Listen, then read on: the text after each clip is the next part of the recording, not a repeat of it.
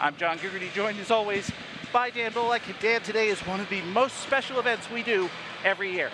It's the 4th annual Hockey Day in the Burgh to help support Jake Tebow and the Tebow Family Rehabilitation Trust. It's a triple header of hockey. $10 gets you into all 3 games. And we're going to have all 3 games here for you if you can't make your way to the Civic Center today. That's right, we have a triple header of action here on FATV. Our first game sees the Falcons of Fitchburg State play host to the Vikings of Salem State, who come in, Dan, with a record 12-6 on the season. The Vikings 12-6 coming off a 2-0 win over Riviere last time out. And the Falcons they're coming off a 2-1 overtime loss to MCLA, and now another strong goaltender the Falcons will have to face in Vikings sophomore netminder Wilt Netbo. .933 save percentage, second in the conference. That'll be another tough test for the Falcons. We'll tell you a little bit more about the 2 teams in just a moment, but for now, let's send it down to Dr. Robert Hines, who will have our pregame ceremonies. Civic Center at Fitchburg State University for today's NCAA Division III MASCAC men's ice hockey game between the Vikings of Salem State and your Fitchburg State Falcons. Today's game marks the 4th annual Jake Tebow game, with all proceeds from today's Civic Center triple header being donated to the Tebow Family Rehabilitation Trust. Jake suffered a catastrophic injury on the ice on September 4th, 2021. He remembers his first morning at Spaulding Rehabilitation when he had to be lifted out of his bed and placed into a power wheelchair as he didn't have the core strength to sit up on his own.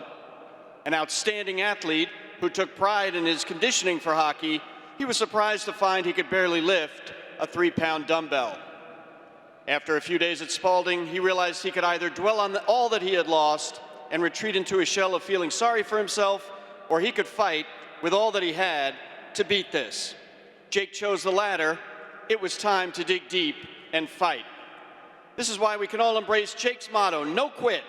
Jake's journey will not be complete until he is standing side by side, thanking all of those people who have helped him along the way. This time we ask that fans direct their attention to the center of the rink as we welcome Jake Tebow for this afternoon's ceremonial puck drop.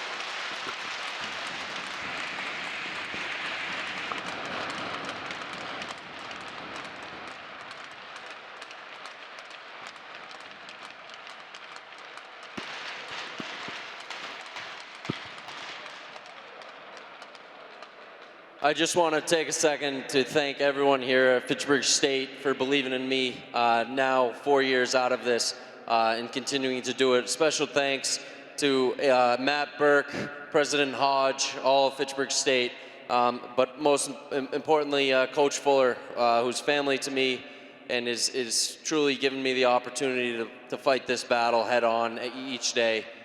In therapy and life, and truly not let it define me or stop me. So thank you very much. I appreciate both.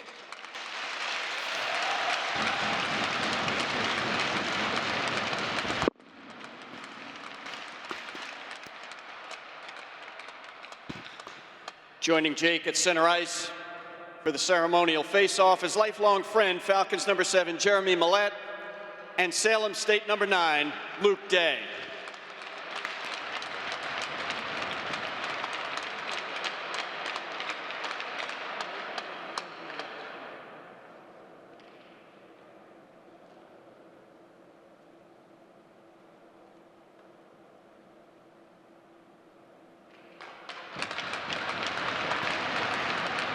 Thank you, Jake Tebow.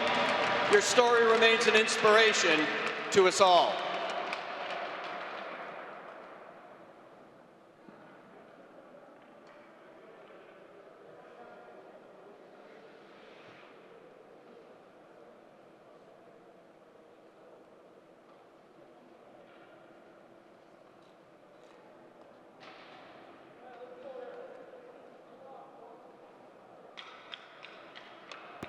Now, fans, it's time to meet the starting lineups. First, for the visiting Vikings of Salem State. At forward, a grad student from Frisco, Texas, number 21, Keegan O'Donohue. At forward, a junior from Reading, Massachusetts, number 22, Landon Greatorex. At forward, a freshman from Salisbury, Massachusetts, number 26, James Tatro. At defense, a freshman from Swampscott, Massachusetts, number 20, Davis Kinney. At defense, a sophomore from Calgary in the province of Alberta, number 24, Mitch Wilkie. And in the goal for Salem State, a sophomore from Montreal in the province of Quebec, number 30, William Nepvo. Salem State is coached by Chris McInnes in his second season. He's assisted by Jimmy Currier. And now the starting lineup for your Fitchburg State Falcons. At forward, a senior from Sheffield, Massachusetts, number 5, Oliver Cookson. At forward, a sophomore from Cherry Hill, New Jersey, number 13, Christopher Zapata. At forward, a sophomore from Wake Forest, North Carolina, number 26, Jackson Collins. At defense, a senior from Milford, New Hampshire, number 18, Jack Johansson. At defense, a senior from Queenstown, Maryland, number 20, Christian Halbig. And in the goal for the Falcons, a sophomore from Harrison Township, Michigan, number 30, Frederick Soderberg.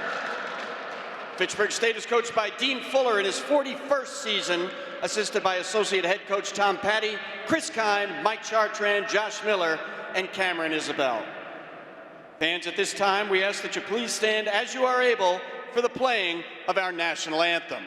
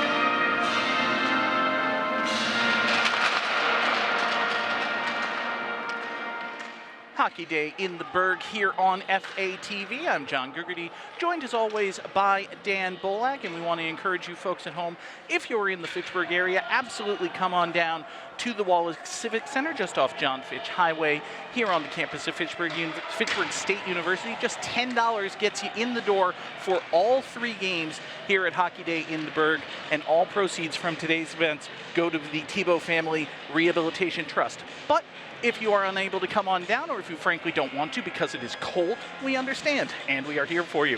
You can watch FATV, obviously, however you are doing so right now, because you can hear us.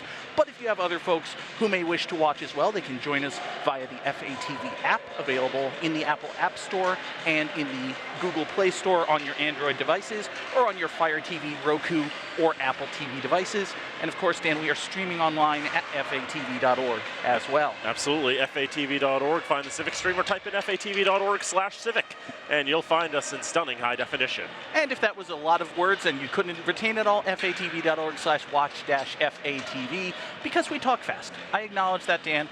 It's a fault of mine. I talk fast. As it goes, Falcons in the home white uniforms with the green numbers, green and gold stripes, will go left to right in the first period. Salem State in the road orange uniforms with blue numbering and trim and white stripes. They will go from right to left. Puck is down. Game 1 of Hockey Day in the Berg is underway. Puck sent all the way down into the Viking end. Will be retrieved. As Kinney throws around the boards to the far side. Now picked up, pass to the near. Here's Landon Grederitz. He'll flip it to the far side trying to hit James Tatro, who is in pursuit. Freshman from Salisbury, same hometown as Sammy Rennick of the Falcons, as the puck is sent into the neutral zone. Thrown back in for a moment by Keegan O'Donoghue, but taken by the Falcons defense. Here is Christian Halbig, who throw it in the direction of goal. And it'll be on target. Will Netvo has to do something with it. He'll knock that one down, move it along, far side. Now up ice, John Waselko, gets it into the zone, but no further than that. Falcons take it. The pass goes through the legs of Mateo Orme-Lynch, taken by the Vikings, thrown back in by Chase Conlon in the right wing corner. Falcons pick on the far side, half boards flipped up for Mateo Orme-Lynch, trying to get around a Viking on the left side, but too much pressure there. Seamus Cummings there providing the defense. Now on the left side boards, Hunter Dunn trying to win a puck battle. He's the leading point scorer for the Falcons, 17 points this season. To the neutral zone, flipped in and around the boards by Henry Wilson. Freddie Soderberg behind the net. Had to do something with it, and it was turned over and a shot on, turned inside by Soderberg. Rebound into the right wing circle as Trent Skaggs will get to it around the boards. Kept it at the left point by Conlon. Conlon can't get a clean shot away because of Mateo Orme-Lynch's strong positioning as it goes into the left wing corner. Dug out there by the Falcons with two Vikings on and Eloan Orme-Lynch on the right wing corner. Turned over and thrown into the slot and through it, but nobody in orange waiting on the other side. Mateo Orme-Lynch will backhand it out of the zone with 18:10 to go in the first period of play. That was a very dangerous centering pass, Dan. Salem State had Carson James right there ready to receive, but he wasn't able to hit the one-timer and get it past Soderberg. Nick Milhorn moves it up ice, and here is Marcus Macchione into the zone. He overskates, loses it there. As the puck ricochets into the Viking bench, and we'll get our first stoppage of play. 17:49 to go in the first. The one shot in this period goes to Salem. We mentioned Salem State came in with a record 12-6 on the season. Fitchburg State is 9-9-1 on the year. They're 5-6-1 in the MASCAC.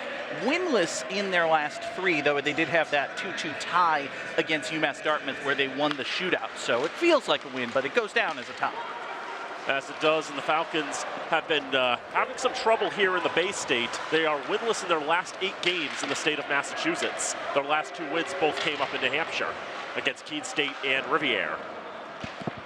Marcus Macchione on the far side, half boards, fighting with 2 different Vikings, trying to win that puck as it slowly makes its way out of the zone. Finally brought up ice on the right side. Thrown into the right corner, patted away by Soderberg. On the left side, that one kept in by Zach Dill. He throws it through traffic. Soderberg gets his right pad on that and puts that into the corner. Flushed out of the zone, and the Vikings dump it right back in around the boards. Jack Savidra on top of that one. Now turnover again in the right circle. That was taken by Mitch Wilkie. Couldn't do much with it. Run for Declan Bronte behind his own net for Michael Imala. Imala's stretch pass knocked down by the Vikings. Taken in the left corner, Luke Day, senior captain for Salem State. Moving along with it, but not much going there. Here's Rennick. Goes for Imala on the right wing. Imala stops at the half boards and throws it around into the corner. Jeremy Millette trying to win that puck. Vikings with good positioning. Try to get it out of the zone. Imala got a stick on it. Second effort to successfully get it out. And Halbig will toss it right back around. Nip Vo behind his own net. Around for Wilkie. Moving it along, and nice stick work there by Tatro. Left side Gretorix feeds it on the right side, thrown in the direction of goal, but off the mark. Falcons trying to pick it up on the left side boards. As it goes to the point, a shot is blocked. Actually goes off a Viking, but now still in the right circle. Shot shouldered away by Soderberg. Rebounds, and it flips over Soderberg and into the net.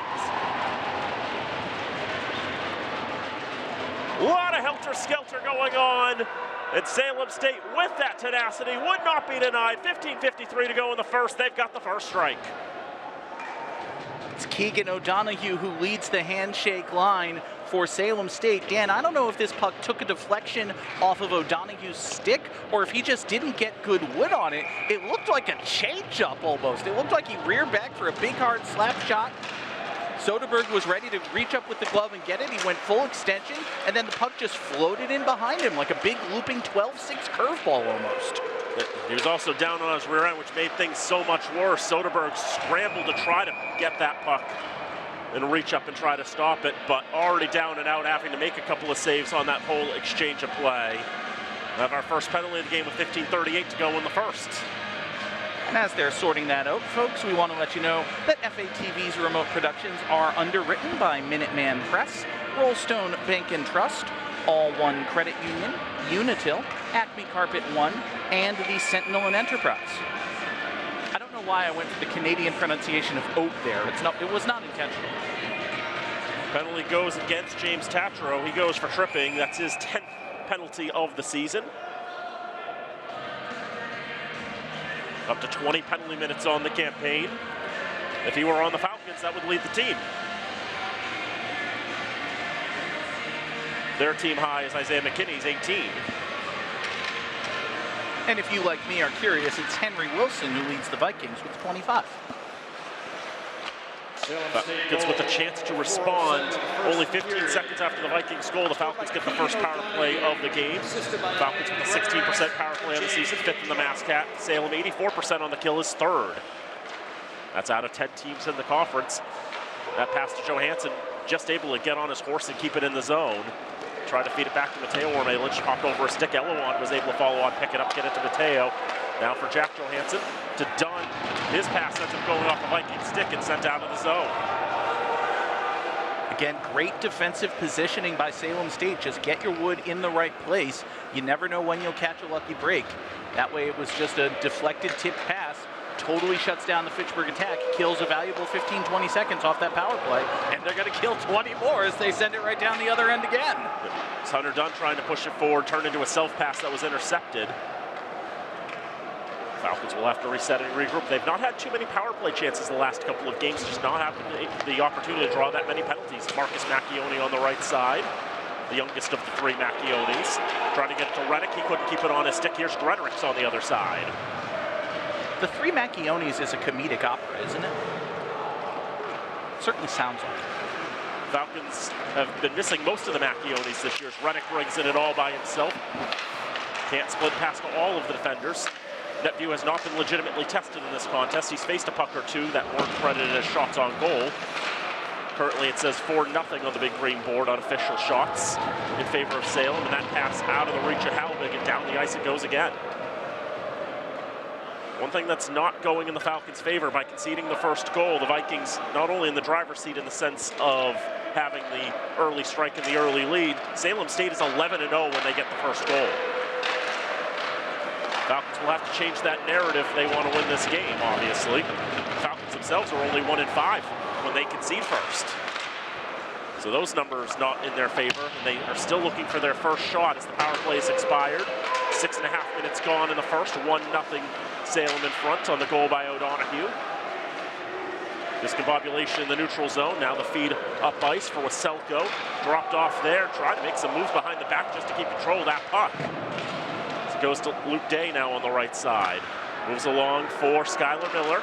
He throws it through traffic, and that one went down to the ice and fluttered wide of the goal, and Soderberg had no idea where it was. If that had been on target, it could have been 2-0. Now Zapata getting on his horse, and Netvo knows he has to play that along, so he does. And sent back down into the Falcon end. Zapata with the stick on, gets it to the neutral zone, settled by Conlon. Now, moved along by Dill to the blue line, but sent back to the red line by the green and gold. Dunn stretches it up, finds Oliver Cookson on the right side. Cookson trying to get around the one defender, tries to get it to goal, but good pressure by Aaron Francis. Jackson Collins was waiting right in front of the Salem State net. Cookson wasn't able to find him. We'll take another look at the first goal. I think, Dan, see, there's the initial save, and then on the second opportunity, again, can't tell if it takes a deflection off of O'Donoghue or if he just floated that up in there. I don't think that was the intention for O'Donoghue. I think he was trying to, he didn't get the best of wood on it, but I think that may have also gone on the Falcon in front and deflected up in the air in basically the worst way. If that stays on the ground, Soderberg probably stops that. As the shot there from the left side by Nick Sweet is stopped by Soderberg. But because it took that hop in the air, and Soderberg was already down on his rear end. All he could do was put his hands up and try to catch it, but it went even over that. It just went in at the perfect trajectory, the worst possible angle for Soderberg to do anything with it. And there's nothing you can do about that as a goaltender, is there, right? You've already gone full extension, you're down on the ice, you're desperately just flailing, trying to reach it in the second you have before you get up. Yeah, because there's not really any way to get leverage, get back on the ice. It's Dunwin for the wraparound. That was stopped by Netvo. Mateo Orme-Lynch goes around to the left side, now to the point. Wollason's shot goes just wide. Bronte able to pick it up, gets redirected in the slot, but nothing going there. And now stretched up ice, here's Reese Francis, brother of Aaron. Can't do a whole lot with that, and the Falcons were able to get it out of the zone and down the ice. 11:30 to go, first period. 1-0 in favor of Salem State. Shots unofficially 7-0 in favor of the Vikings.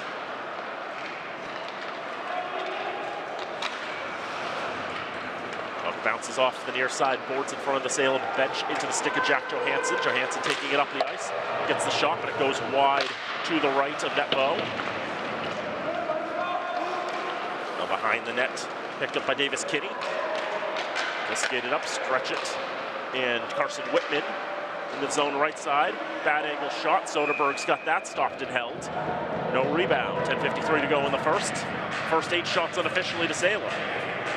Dan, I think the fact that there was no rebound surprised Freddie Soderberg as much as anyone else. We saw him make the save with the right blocker, and then he immediately whipped his head to his right as if trying to follow what he thought would be a rebound. He didn't see the puck and then looked down between his legs and was like, oh, it's still here. I should cover that.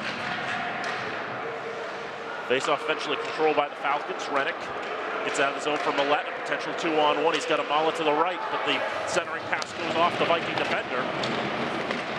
But Amala's able to pick it up. That got the height to get to the press box, but not quite the accuracy. Sorry. It's a little early for our double take and requisite telling of the story of the one time a puck came near me, but that time a puck came kind of near us.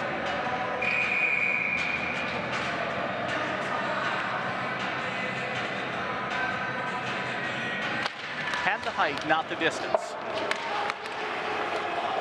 They could have the distance and the height, it just didn't have the accuracy. As it landed 2 rows in front of the press box. That shot out in front might have actually struck Millette as he went down to the ice, a little slow to get up. Oh, that very much struck Jeremy Millette. He is laboring as he heads for the bench. An unpleasant turn of events for the junior from Leominster. We approach the halfway point of the first period. 2 shots on the board now for the Falcons. 8 for the Vikings. Salem leads 1-0. Arced out of the zone. Collins can't settle on it. But now Trent Skaggs up to the blue line, surrounded by 5 orange shirts, able to nudge it behind the Salem goal line. They'll try to work it out of the zone. They get it to the red line and no further. Declan Bronte will throw it right back in. You get O'Donoghue in the left wing corner. Passes it up for Nick Sweet. Sweet moves it around the boards. Bronte tried to take it, but Zach Dill instead had other plans. To the right point, nudged along, and a collision there. Ryan Barrett tried to play it along, had trouble with it, and then acted as a pick. Stop the one Falcon there with the puck in the general area. It's Cookson in the Viking end. Been double teamed and sent to the ice by 2 different Vikings. Dill tried to move it along, not good wood on that pass as he wanted to find Sweet. Conlon stepping up, and now Sweet with the dump in. Fresh legs will come on the ice for Chris McInnes' side. That pass misses the mark and will be icing. 8:52 to go in the first. A couple of big hits on that last shift by Salem State. You mentioned, Dan, the one on Oliver Cookson. A little bit before that, Chris Zapata took a bit of exception to the defensive play of Ryan Barrett. There was a legitimate check and then maybe a little bit more pushing and shoving than was strictly speaking necessary. Zapata actually jabbed his stick into Barrett's midsection. I'm a little bit surprised he didn't get penalized for that. But hey, if nobody wearing a striped shirt sees it, it didn't happen, right? I mean, it's up to them to decide what really happens and what doesn't.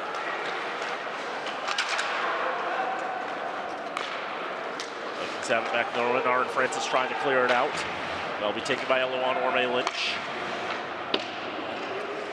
Mentioned lots of brothers in this game. The Orme-Lynch twins, of course, and then the Macchione brothers, and then the Francis brothers for Salem State, of which Reese is the older one. So between all of the brothers and the just exceedingly orange jerseys that Salem State is wearing, you're saying Hulk Hogan would have a field day here? Quite possibly. That's unfortunate. Up to the left point, kept in by Halbig. His shot is blocked. Tried to flick it up ice. Looked like a good play as they tried to spring Henry Wilson. Jack Johansson got his stick up and cut that pass down. On his horse was Marcus Macchione, trying to get to that puck before Davis Kinney could get to it. Could have been a dangerous opportunity for the Falcons. McKinney able to work it out of the zone as Isaiah McKinney on the other side.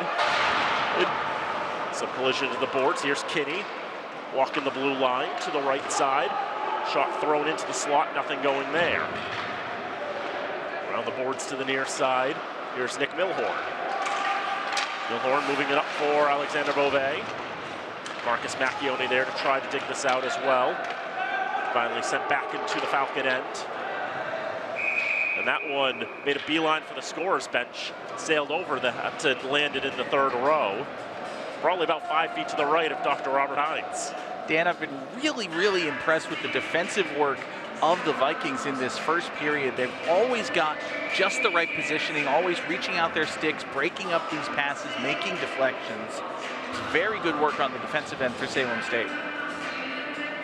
Faceoff will come to the right of Soderberg. Yeah, none of these passes are coming easy for the Falcons. Salem has done a very good job in breaking up these passing opportunities, getting their sticks out there and sending the puck in unpredictable directions. Forced a turnover, but can't get the puck settled for any shots towards Soderberg. Andrew Wollaston will go D to D. Falcons get it out of the zone ever so briefly. That'll be taken by the Vikings. Chase Conlon from his own blue line gains the red and the blue on the other side. Dumps in for a self-pass, that's successful. Comes right back to him. Now he feeds it right out in front and they score! Fed it right out of the left paint. It popped up into the back of the net over Soderberg. It's 2-0 Salem.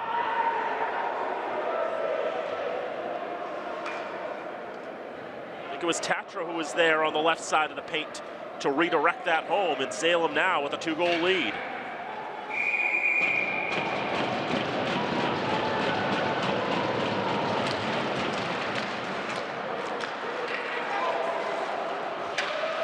Now the Falcons have quite the hole to dig out of. They were able to hold Salem to just 1 goal in the first meeting between these two teams, way back closer to the beginning of the season. That was all the way back to November 14th. That was a 2-1 win for the Falcons. 13:30 in the first quarter.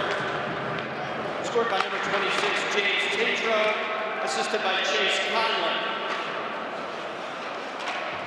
Conlon will get the lone assist on the goal by Tatro, which is his 8th of the season. Oliver Cookson now dropped off on the left side. Zapata loses his edge as they try to get it back to Halbig, hops over his stick. Cookson tried to feed it along, could not be handled by Eloan Orme-Lynch. This comes back to the near side. And Johansson gets very little wood on that pass, slammed his stick in frustration. Annoyed at how that went, delayed offside against Salem. Now they finally tag up. The Falcons get it out of the zone. Mateo Orme-Lynch backhands it towards Wilnet Vo. He'll settle it down. Vikings stretching up, trying to feed Dill on a breakaway. Goes off his stick and goes right to Soderberg, and he'll flush it out of the zone. Hunter Dunn tosses it around the boards behind the net, under 5 to go in the first. 2-0 Salem. Here's Dill again on a 2-on-2. Nick Sweet trying to gain the blue line. Falcons shut him down there. Skylar Miller nudging it along, and now here's Reese Francis. Francis throws in front, a great cut in front for a one-timer, but Sweet couldn't get a stick on it. Now thrown out in front again, and that's what they were looking for that time. 3-0 to the Vikings. Luke Day with the finish.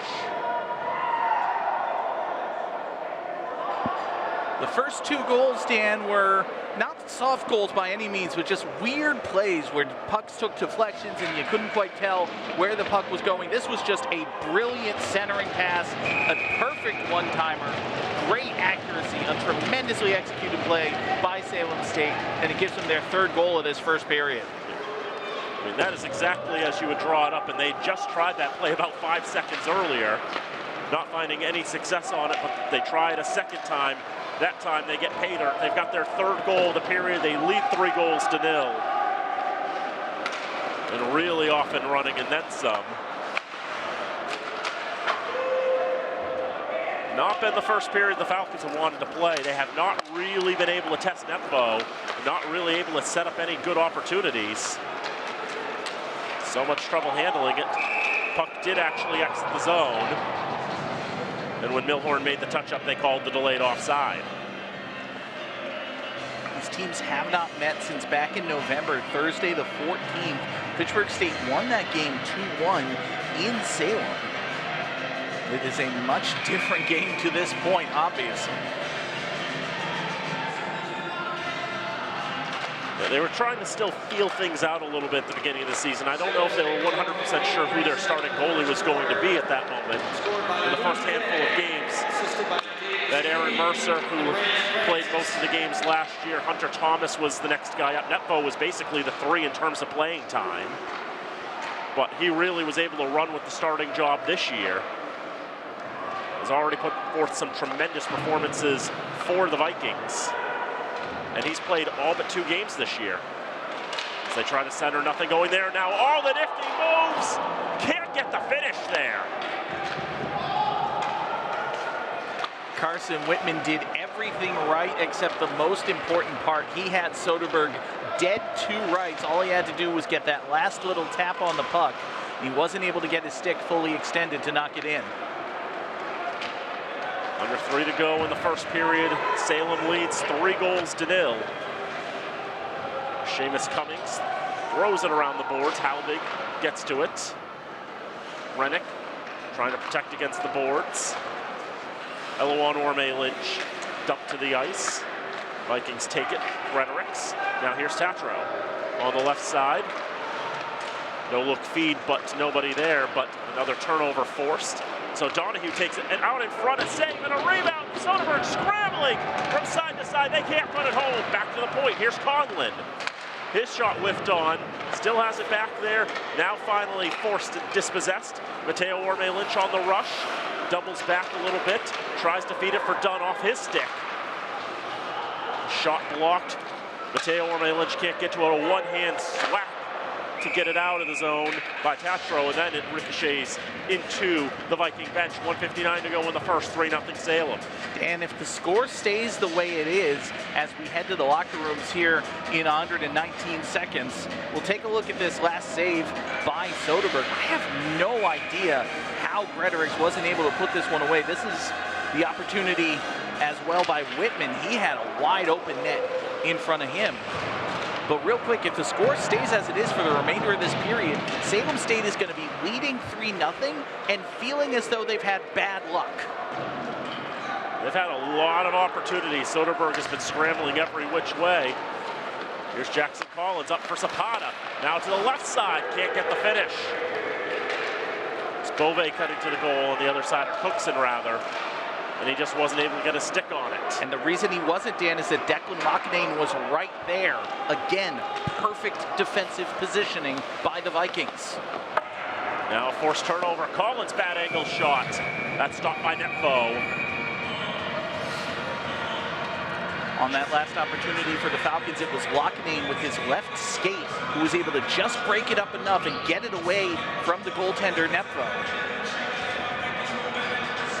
Kept it a shutout score as of now for Salem State.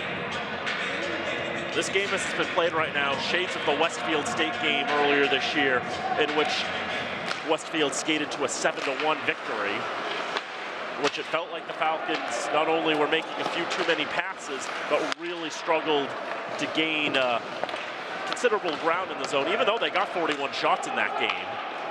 There were just so many more opportunities in the sense that they passed up. This time, they're just having trouble getting shots.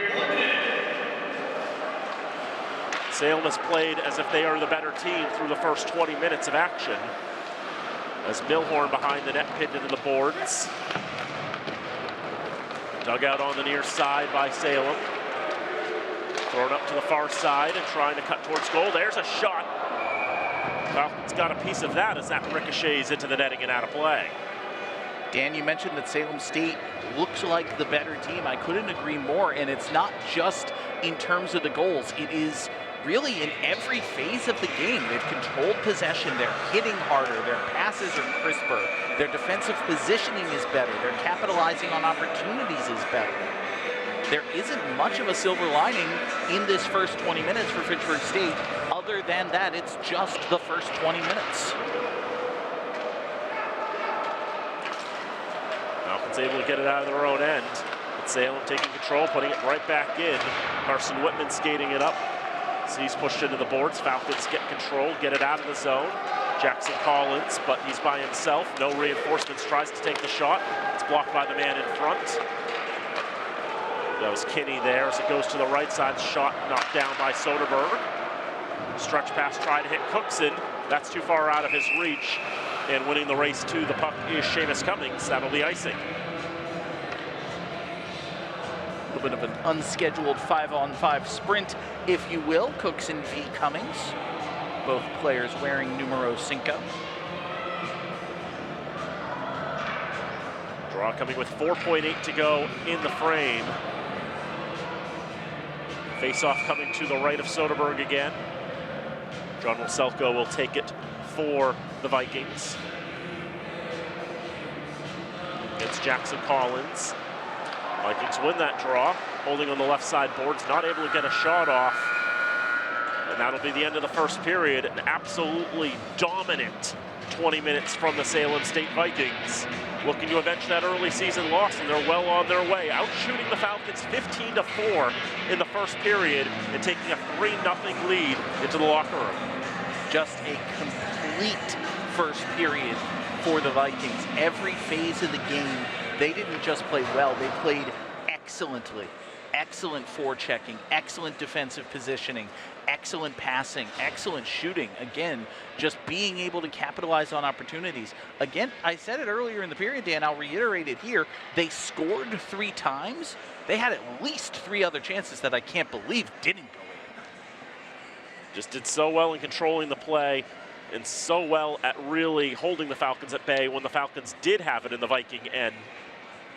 I mean, I know that Will Netvo made 4 saves. It didn't really feel like he was tested that much. Those were not exactly high-danger shots he was turning aside. Absolutely not. Fitchburg State, if they want to get back in this game, are going to have to turn up the heat offensively. They're going to have to commit putting men forward and hope they can hold on the back end. We'll see if Salem State has an answer for that. There's tiny child hockey here on the ice at the Civic Center, so all the more reason to come on down for the rest of this game. But Dan and I will take the intermission break with the players, so come on back for the second period of action. It is Hockey Day in the Berg here on FATV. Back here at the Wallace Civic Center on the campus of Fitchburg State University. It is Hockey Day in the Berg here on FATV. I'm John Gugerty, joined as always by Dan Bolak. And Dan, the first 20 minutes of our triple header today have not exactly gone in the home team's favor. Not at all. Shots 15-4 in the first period in favor of the Vikings and a 3-0 lead for the orange and blue after 20 minutes of play. You know, Amon Amarth loves to talk about the pursuit of Vikings, but I think today the Falcons are very much in pursuit of them. And we'll take a look at some highlights from the first period, one that was dominated pretty exclusively by Salem State. You see a nice save there by Freddie Soderberg. made a couple of good saves. Salem State had a number of chances, Dan, that they weren't able to capitalize on. So for as many goals as they got, it could have been just as many more. There's one of the few saves Will Netvo had to make, just 4 required in the first period. There was a shot that was turned aside, a hit there. Salem State definitely dominated in terms of zone time, and they also dominated in terms of laying out hits. Definitely more hits initiated by the orange and blue than by the white, green, and gold. And of course, there are 3 goals. Here was the first goal here. Took a strange hop over Soderberg, who was scrambling to try to get back on his skates to try to get in a position where he could save that. This was the second goal right here. That was put in there by the Vikings and James Tatro. That made it 2-0. Keegan O'Donoghue's goal made it 1-0. And then there was one other goal there by Luke Day that you'll just have to use your imaginations for. Maybe you remember how it went, but it was a beautiful one-time feed from the left corner from Chase Conlon. That made it 3-0. Nothing Soderberg could have done about that one. Some interesting, it's like no long distance shots or anything and pouncing on rebounds, just a lot of weird goals, but Salem will take them any way they can take them, and they'll have the 3-0 lead as we start the second period of action. They all count on the scoreboard just the same. Dan, as the Falcons are coming out, I believe that's Max Macchione who's going to lead Fitchburg State onto the ice. Macchione did play the most recent game back last Saturday against MCLA, made 34 saves in what was his first game of the season since the NEC game to open up the campaign. He's been out with an injury for much of this season. He missed much of the end of last season with an injury as well. And so it would only be the 3rd appearance for Max Macchione this season, but he's played well in his time in Fitchburg.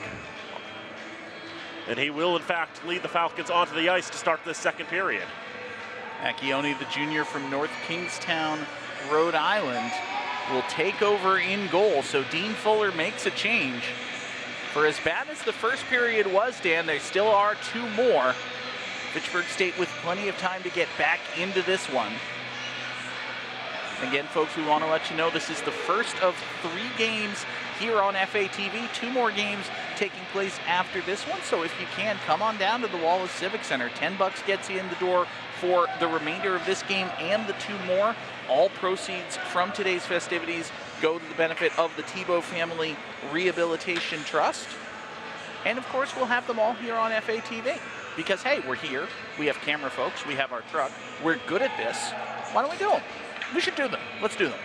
We're doing them. Okay. I'm glad we had that talk. Teams have switched sides as we get ready for the second period. Fitchburg State in the white jerseys, green shorts will be going right to left. Salem State in the orange and blue going left to right, and the Vikings control the faceoff as we are underway here in period number 2. On the near side boards, big hit by Zapata on Keegan O'Donoghue. O'Donoghue had the first goal for the Vikings. Might have a bruise from Chris Zapata because of that big hit. Zapata now for Cookson. Back at the red line. Cookson gathers again. Sends it back for Christian Hallbig. He gets it forward off the stick of Jackson Collins. Heads up, Evan. Came fairly close to the direction of Evan Schackenbach, one of our camera operators here. Turns into a lovely rubber souvenir for a fan to take home. Faceoff comes in the neutral zone to the near side. Elowan Orme Lynch not able to gather. Hunter Dunn sends it into the zone. Elowan gives chase. Back into the left corner. Dunn tries a centering pass. Didn't get all the velocity on it that he wanted. And the Vikings will clear. Pass goes right through the skates of Isaiah McKinney into the near corner. McKinney will send it forward. Skating it back is Mateo Orme Lynch. He tried to leave it for McKinney, but it was a little too long. Picked up and sent in front, but picked off there. Good job for the Falcons. I believe that was Elowan Orme Lynch who had the interception on what would have been a dangerous centering pass. Now Mateo Orme Lynch back for McKinney. His shot goes wide. Trenton Skaggs tries to play it along the near side boards. Elowan Orme Lynch takes a shot, save made by Vepno. Into the near left corner, centering pass for Elowan Orme Lynch. He gets knocked to the ice. Falcons still with possession. Dunn tries to hit Skaggs. Cleared up by the Vikings. Chance for Salem State going the other way. Wilson decides to pull up. He'll send it back behind the net rather than try Macchione. Nick Sweet gives chase. His pass for Dill. Dill leaves it back for Declan Locknane. Forward now to Dill. He loses the handle, and it's cleared up by the Falcons. Dumped in by Elowan Orme Lynch. He'll go for a change. Vepno plays it off to his left. Sweet sends it forward for Dill. Dill was going 1-on-2. He was in a bit of a pickle, you might say, and he decides to send it back. Declan Locknane again. Gets it forward for Ryan Barrett. Barrett unable to handle. Played by Dill behind the net, back to Barrett. Now to Locknane at the point. No, it was actually intercepted by the Falcons by Sammy Rennick. Rennick gets it forward. Shot takes a deflection, goes up over the net. Reminiscent to the first goal of the game on that attempt by Marcus Macchione, but it was off target. Now back to Macchione. He loses it at the face-off circle. Chance for Salem State going the other way. Pass is intercepted, however, by Rennick. He was trying to hit Michael and Mala. Just a little bit long for him, but a chance for the Falcons in the Viking end. Salem State gathers. They'll clear. Numbers going the other way if they hurry. Sent in by Luke Day. He'll play it behind the goal line along the near side boards for Carson James. James goes cross ice for Davis Kinney. Kinney, the defenseman, skates past one man, shot from the face-off circle, save made by Macchione. Back to the near point by Day. His shot is blocked. Now a chance for Amala. He's one-on-one with Day. Amala pulls up, shot, save made by Vepno. He'll cover up. 16:37 to go here in the second period, and we get a little bit of whistling. Guys are exchanging pleasantries, discussing what an important day this is, Dan. We're all friends here. We're all friends here. Mala just took his glove off because it got a little hot. It was clearing the sweat, that's all. We're all friends. Speaking of which, late in the first period, we noticed that Jeremy Millette hadn't been on the ice in a while after he ended up taking a shot off. He took the face off there, so he is back on the ice and back playing for the green and gold. Imala held up behind the net. Might have wanted a penalty, didn't get it. Millette unable to handle. Vikings gather, and they're able to clear. Center ice pass. Shot goes just wide off the stick of Sweet. It's gathered for the Falcons by Bove. He loses the handle. Macchione has to deal with that one. Battle in the far right corner. Imala unable to clear. Kept in the zone, sent behind the net for Tatro. Tatro battling with Christian Halbig. Halbig wins that. He sends it along the near side to Bove. Bove plays it on the boards to no one in particular. Falcons will change. Imala gives chase, no icing. He's able to beat Conlon to it.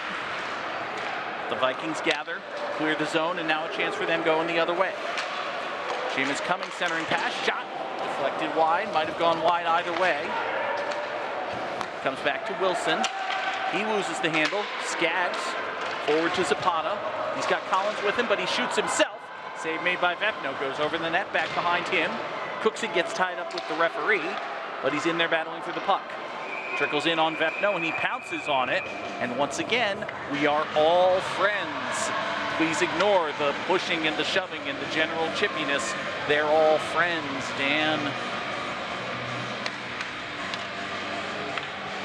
Falcons had the run of play early on in this period, out shooting the Vikings 4-1. They're looking a little more comfortable on the ice. Of course, they've got themselves a bit of a hole to dig out of, but considering, they were down 6-2 at one point against Anna Maria earlier this year, who's higher in the standings. Turnaround shot in the goal for Hunter Dunn. Loose puck came to him, and he did not hesitate. He just did a complete 180, put it in the top right corner. Not much Nepvo could do about that. Make it a 2-goal game now, 3-1 Salem State And sometimes you have plays that develop out of next to nothing, and Hunter Dunn able to get to that one and get the space and time to put it top right corner. Dunn's 7th goal of the season, and the Falcons are on the board. I said at the end of the first period, Dan, I wanted to see more aggression from Fitchburg State, commit to the offensive end, get guys forward.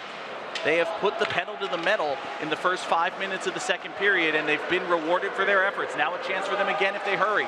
Eloan Orme-Lynch's shot is blocked, goes wide. Centering pass from Mateo Orme-Lynch. Well defended, however, by the Vikings. Back to Mateo at the blue line, just barely onside, but barely counts. Back behind the net, now played along the near side glass. McKinney gives chase. He had the edge on Zach Dill, so we'll get an icing with 14:38 to go here in the second period. Just a reminder that FATV remote productions are underwritten by Minuteman Press, Rollstone Bank and Trust, All One Credit Union, Unitil, Acme Carpet One, and the Sentinel and Enterprise. We thank them for all the support they give us. Max Macchione's been tested a couple of times here in this second period. He took over for Freddie Soderberg, who started this game between the pipes for Fitchburg State. Now a chance for the Falcons right off the face-off. Milhorn's shot goes wide, unable to get the accuracy with the backhand. Shot from the blue line took a deflection, never went in on net though. Bronte sends it forward for Marcus Macchione. Unable to keep it in, Vikings clear, but it's gathered by Sammy Rennick at center ice. Teams will exchange body shots as they try to get rid of it. Milhorn unable to gain the zone. Well defended by Kinney. Could have said that about 17 times thus far today. Davis Kinney's had a tremendous game on the defensive side of the puck. Skated into the zone by Whitman. Goes right in on Macchione. He turns around and he puts it in. Whitman, the sophomore from Boston, with a wraparound goal to restore the 3-goal lead for the Vikings. It's 4-1. Played for the Charlotte Rush, and that was a heck of a rush there by Whitman. Tried to go down to the right side. Noted he didn't have anywhere to shoot on. Strong defense, strong positioning by Macchione. So he decides to just go for the wraparound there, and he's able to beat Macchione to the far post and restore the 3-goal lead for Salem. That was a great individual effort by Whitman even before the goal, Dan. He skated out of a scrum of players in the neutral zone. Took on a Falcon defender and Macchione all by himself. And he is rewarded for it with his 3rd goal of the season. He did it all by himself. No assists there. And no icing here either. Cleared out of the zone. Whitman's got assist, got friends with him this time, but he gained the zone just a little bit after Henry Wilson. So they'll back him up, take a neutral zone faceoff. By the way, the Falcon goal earlier, those two separated by just 1:19 seconds. Hunter Dunn getting the goal on assist from Eloan and Mateo Orme-Lynch. Faceoff will come just about in front of us here on in the press box on the near side. Won by the Vikings, controlled by Locknane. Sent forward now for Carson James. Sent in from the red line. McKinney plays it for Fitchburg. Skates back to his goal line. Now he's got a wall behind him, got to go forward. Zapata, poked ahead by Collins. Cleared right back out by the Vikings. Along the near side boards for Day. Gains the blue line, cross ice pass. A little bit difficult for Dill to handle. He gets banged into the boards, and now Fitchburg State comes back the other way. Collins with Zapata. Zapata lost his stick. Collins will go it alone. Back out to McKinney at the point. His shot is blocked. Up in the air, but it doesn't hit the ceiling. Turnaround shot, save. Might have taken a deflection on the way in. Skaggs tries from the blue line. His shot goes just wide. McKinney tries, couldn't get enough velocity on it. Dangerous for Nepfo. He had to jump on it at the last minute. I think he thought it was gone, Dan, but then it was right in front of him. Just through all the traffic and then just slowed down a little bit as that flutters into the netting. 12:14 to go in the second, 4-1 Salem. Declan Locknane, the freshman from Milton, former Philadelphia Rebel, took a chance there, but it got deflected, went up into the netting. Rebels historically do pretty well when they come from Philadelphia, right? You would like to think that. Offensive zone face-off by the Vikings. Controlled, however, by Fitchburg State. This is Declan Bronte. Trying to find somebody. He'll leave it off for Sammy Rennick. He had a head of steam behind him. He'll skate it up to center ice, where he is swiftly dispossessed, and now a chance for Salem State going the other way. Pass just a little bit too long for Tatro to handle. Milhorn's got it for Fitchburg. Shot over the head of Nepvo. Battled for in the corner, comes back out to center ice where it's grabbed by O'Donohue. Keegan O'Donohue gains the blue line, leaves it back behind him for Kinney. Kinney tried to play it forward, keeps it in at the blue line, gets past Macchione. Good job again by Kinney, skates past another man, shot save made by the other Macchione. Davis Kinney was able to beat Marcus, but he was denied by Max. Davis, a freshman from Swampscott. 1 goal, 9 assists for Kinney. 5'11", 190 defenseman. Trying to do his best impression of a forward. Put on a lot of nice moves there.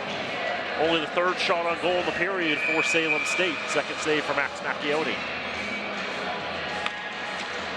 Face-off will come to Macchione's left. Won by Millette. Poked out of the zone by Saavedra. Got held up a little bit by Cummings. But now Jack Saavedra skates behind the Salem net. Moves it back behind. He was trying to find Millette. A little bit too hard for him. Millette might have been too close. It's lost at the neutral zone. Millette tried to skate it in, was dispossessed once again. Now cross-ice passing, gaining the zone for Salem is Ryan Barrett. His shot steered away by Macchione. Out to the blue line for Cummings. His shot takes a deflection coming in. Millette gathers. He'll try to get rid of it. Unable to do so. Zach Dill.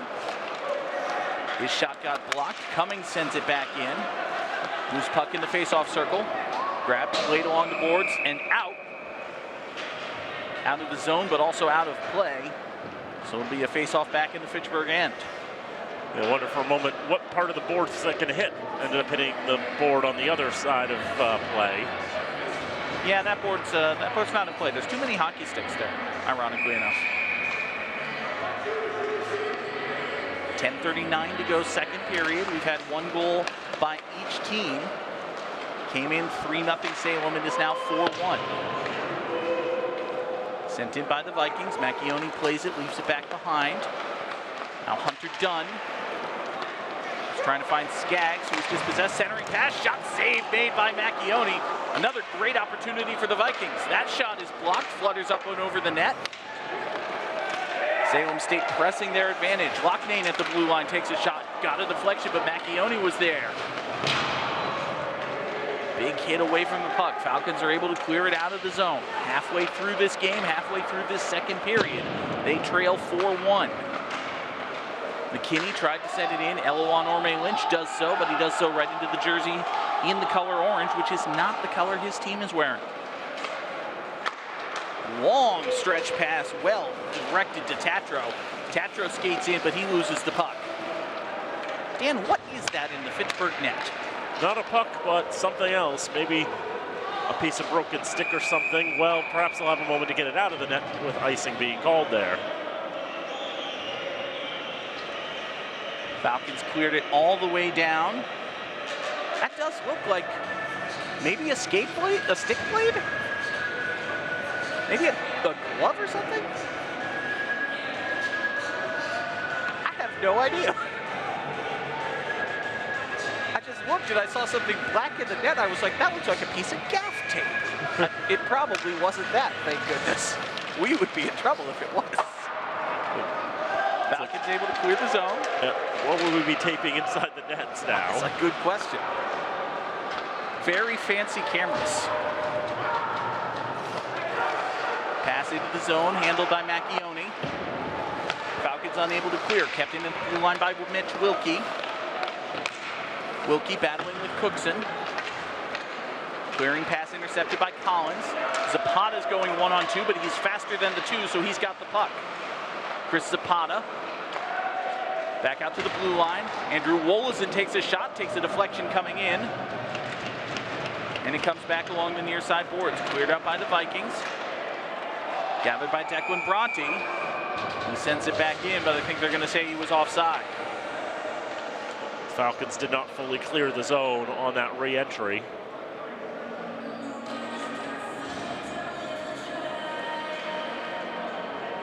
Dean Fuller can't be too happy with what he's seen. The first half a game and change, his team trails rather, 4-1 with 8:45 to go here in the second period. Neutral zone face-off, won by the Falcons. Sammy Rennick gains the zone. Tries the centering pass for Macchione. Wolozin winds up with it. Sends it in, gets tied up with the referee. Skylar Miller is able to clear. No, held in at the blue line by Wolozin. Good job by him. Maintains the Falcon possession. Centering pass, unable to hit Macchione. Macchione leaves it for Milhorn. Milhorn sends it back behind the net for Rennick. Now Macchione gives chase. It's being harangued by not one but two Vikings. A few more and they'd call it an invasion. Sent it to the Fitchburg end now, all the way to the blue line. Shot from there, not the best. Goes wide of Macchione. Centering pass finds no one in particular. Will go all the way down for Nepvo to play. 7:50 to go here, second period. Salem State leads 4-1 on Hockey Day in the Berg on FATV. Our first of 3 games coming to you, all from the Wallace Civic Center here on the campus of Fitchburg State. Battle in the far corner. Swatted down at the blue line. Centering pass trickles in on Macchione. He steers it wide. Now back behind the net, looking for the cross-ice pass, but it's deflected by Beauvais. Viking goes down to the ice. They're going to say no penalty. That was RN Francis trying to make something happen. Now Beauvais, 2-on-1 at the Falcons' hurry. Shot deflected. Again, great defensive positioning by Salem State. Falcons have had a number of shots that have just been blocked. Centering passes that have been deflected. Nepvo's played well, but he has not been as tested as he could have been if not for the strong defense in front of him.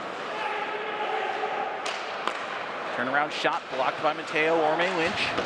17 battling with 17 as Zach Dill harangues him. Comes along the near side board into the Viking zone. Mateo Orme-Lynch gives chase. He's got nobody with him. The Falcons were changing behind. Mateo sent a centering pass into a sea of Vikings. You don't want a Viking on a sea. That's their home turf. Trickles in on Max Macchione, and he covers up. We'll get a face-off in the Fitchburg end. 6:30 go in the second, 4-1, Salem in front. And what's been so impressive for Salem today is just seeing how quickly they can get the puck up ice from their own zone, how fast they're able to transition from defense into offense. That's been one of the big keys for them today and really pressing their advantage in this contest. Cross-ice pass comes to Mitch Wilkie. He'll send it back behind the net. Centering pass, save made by Macchione. That was Zach Dill with a golden opportunity. Now Hunter Dunn with a chance for the Falcons. He leaves it for Eloan Orme-Lynch. Eloan finds Hunter Skaggs. His shot took a deflection. I think it actually hit Mateo Orme-Lynch.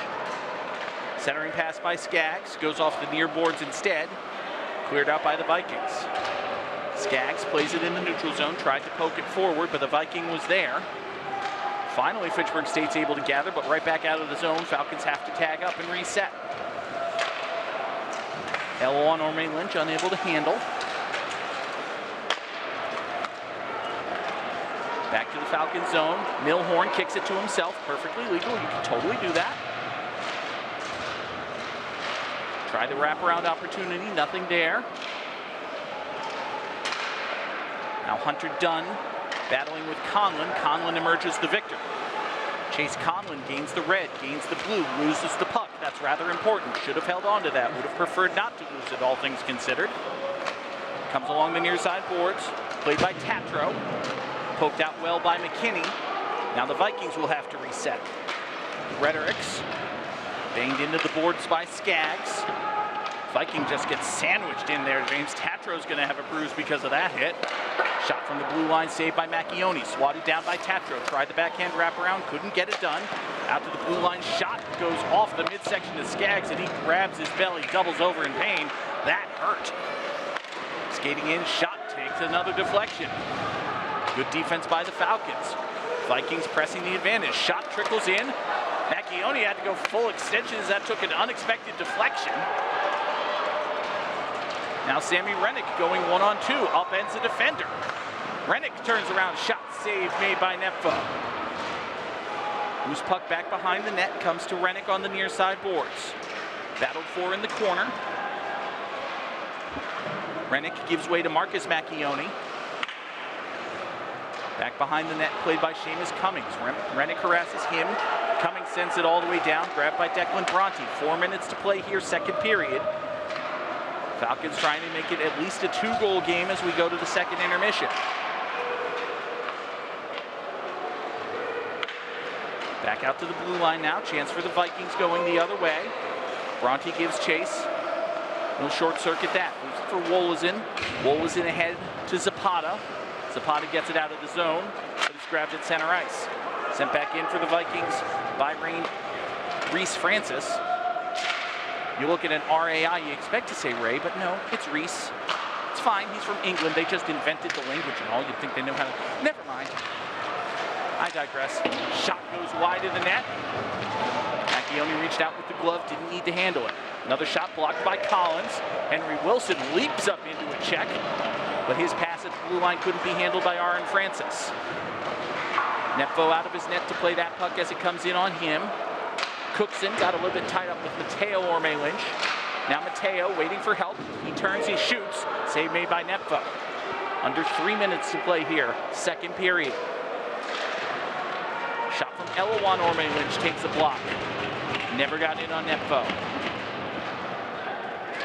Again, Nepvo's had a really good game, but he's had great defense in front of him. A number of blocked shots by these Vikings.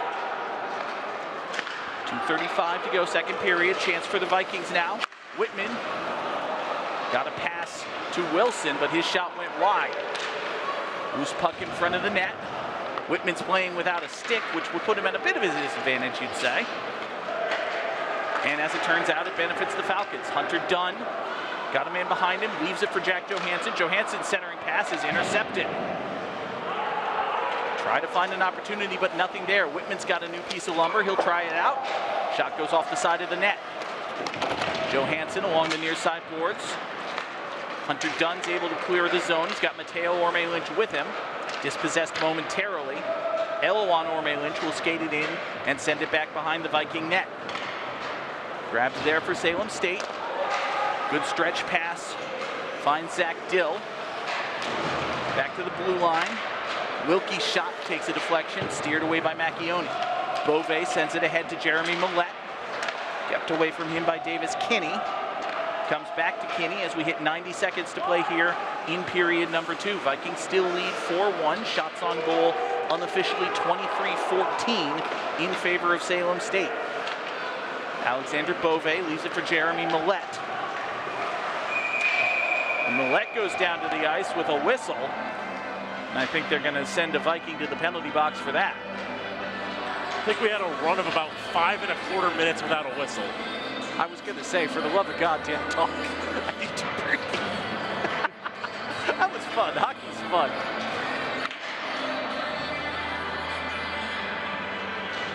For the trip, it's going to be Ryan Barrett going to the box. He's up to 16 penalty minutes on the campaign. The junior for Wilmington will sit for 2 minutes. See it on the replay there, just gets tied up with Millette. He goes to the ice. Falcons 0 for 1 on the power play today. Chance for them to maybe make this a 2-goal game. They'll spend up to the last minute of the second period on the man advantage. They'd rather go in at even strength, honestly. Mateo Orme-Lynch sends it back behind the net. Tried to get it back to him was Marcus Macchione. Unable to keep it in at the blue line is Jack Johansson. That'll kill off valuable time. 40 seconds to go here, second period. Falcons with a chance for an opportunity or two. They've got the numbers. They'd like to take advantage. Elawan Orme-Lynch skates past a couple Vikings, sends it in behind the net. Sent around the boards, but Hunter Dunn's there. Dunn looks to the blue line. Tries to get it to Johansson, but it's well defended by the Vikings. Now a 2-on-2 for them going the other way. 15 seconds to play here. Johansson dispossesses his man. Now to Mateo Orme-Lynch, back to Johansson. Falcons need to be a little more aggressive than I think they're being here. There's only 10 seconds left in this period. They dump it into the zone. The Vikings dump it right back the other way. And that will bring an end to period number 2. We go to the locker rooms with the score Salem State 4, Fitchburg State 1. Positives for the second period. The Falcons definitely played that second period better, definitely closer to the game that they would like to play. Outshot the Vikings in that period. Once they get the audit done, it was by a margin of 10-10. It wasn't outshot, and after all, because they found a couple more saves to put on the board for Salem. I still think, though, Dan, Fitchburg State played much more aggressively. Again, I said it at the end of the first period, and I reiterated it after the Falcons' first goal. They needed to step on the gas. They needed to try to press any advantage they could. I think they did a very good job of that in that second period. On the other hand, of course, it was really just a singular effort by Carson Whitman. He skated out of a zone of 3 guys. He beat another defender, and then he got the wraparound goal. That's the reason it's still a 3-goal game. Had another couple of great chances, and a lot of the Vikings really setting up in the slot. They love to get deep into the paint, deep into the slot, and try to get redirections front, try to test the goalkeeper up close. Definitely makes it challenging for whoever's in net for the Falcons. Macchione with 9 saves at one point, diving out and stopping a puck with his glove as he was diving to his left because a shot went off the hand of Trent Skaggs, still doubled over from taking a shot in the gut, and just tried to knock that down the best he could, but ended up making it a dangerous redirection that Macchione with his athleticism was able to get. Falcons got the aggression they needed. They got the goal to make it a 2-goal game, but Salem State answered. They take a 3-goal lead into the second intermission, but there's still 20 minutes of hockey to play. This game is far from over, folks, so we encourage you to come on back for period number 3. It is Hockey Day in the Berg, and it's here on FATV.